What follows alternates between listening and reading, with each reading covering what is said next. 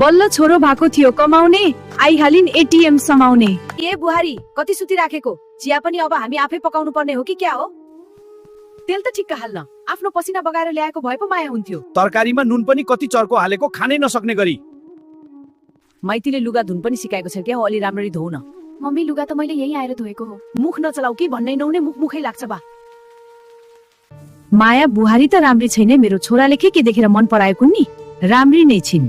Mummy मलाई आज धेरै पेट दुख्यो। भर्खरै ठिक भएको मान्छे भर्खरै कसरी पेट दुख्छ? कामचोर, अलि राम्ररी बढाल्न तिमीलाई त केही नहुने। तिमीलाई काम सिकाउँदा सिकाउँदा मलाई त वाक्कै लागिसक्यो। छोरा मान्छे पनि किचनको काम गर्छ, लाज मर्दो उता गएर बस। मैले ड्याडी नाउन्जेल नखाऊ भनेर सम्झाउँदा पनि तिमीले त मेरो कुरा कति पनि मानेनौ नि। मम्मी आज कस्तो धेरै भोक लागेको थियो, त्यही भएर थाम्न नसकेर खाक। कसैलाई नलागेको भोक तिमीलाई नै लाग्ने रहेछ।